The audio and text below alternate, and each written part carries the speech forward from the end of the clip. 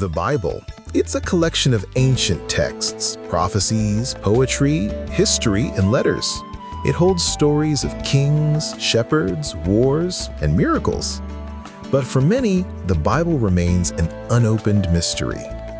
Here at The Bible Explained, we're not just reading verses, we're exploring the cultural bedrock and the dramatic narrative woven through its 66 books.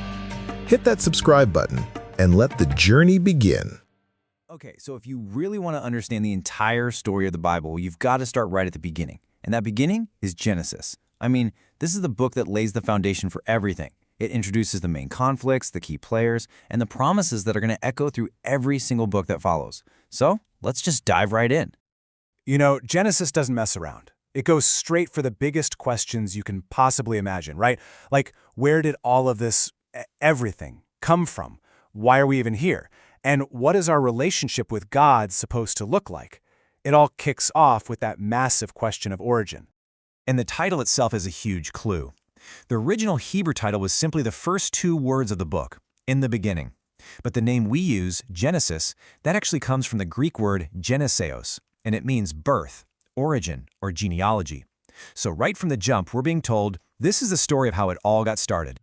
Now you can really split the book into two big parts. The first part, chapters 1 through 11, is sometimes called the primeval history. And it starts on this massive, cosmic scale. We're talking about God's relationship not with just one nation, but with all of humanity and the entire world He just created. As you read through these first 11 chapters, you start to see this really clear and honestly tragic pattern emerge. We see it play out over four major events. God makes something good. Humanity rebels against that goodness, and the result? The world gets more and more broken, pushing people further and further away from their Creator. It's a repeating cycle. So, by the time we get to the end of chapter 11, we're left with a huge, world-sized problem. Humanity is rebellious, they're scattered all over the place, and they're completely alienated from God. The big, universal approach just isn't working, and this sets up the central, dramatic question for the rest of the Bible. What is God going to do to rescue and redeem His broken world? And this is where we get the book's biggest plot twist. It's like the narrative camera suddenly just zooms way, way in. It funnels down from this universal, everyone on Earth story to something incredibly specific.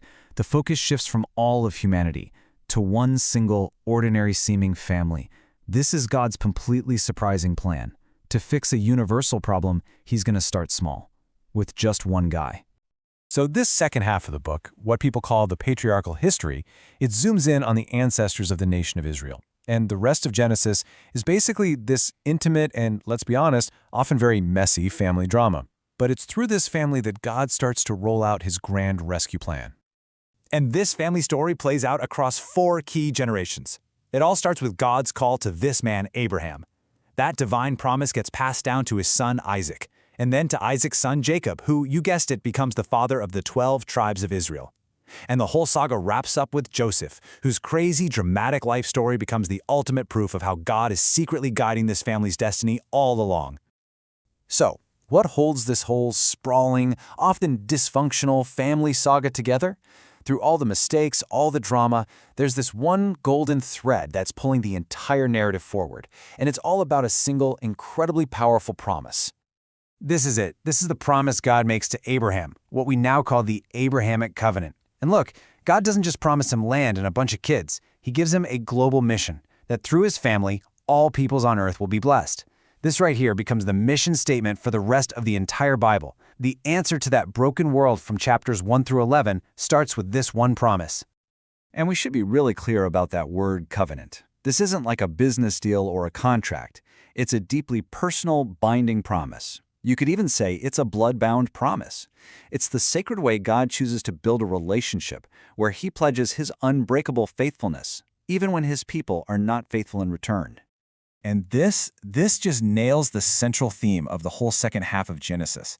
These are the words Joseph says to his brothers, the same brothers who sold him into slavery.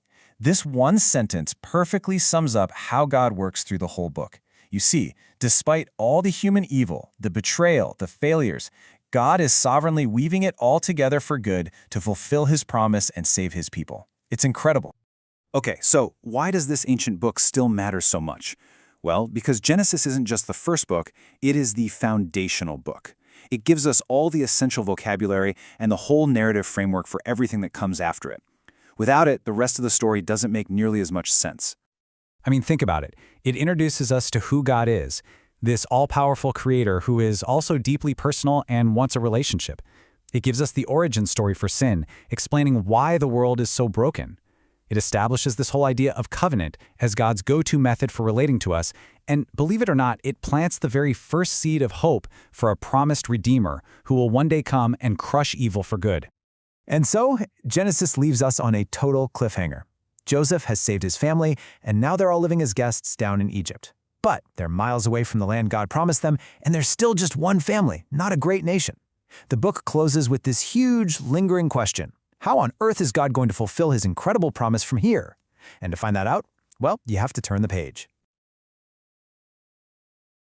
The Bible isn't just a history book. It's a living, challenging text. As you reflect on what we covered today regarding this topic, consider how this new context changes your reading of the verses. If you appreciated this breakdown, sharing it with just one friend who struggles with understanding the Bible is the best way you can support the channel. Subscribe for more, click here for your next explanation, and never stop seeking clarity. Until next time.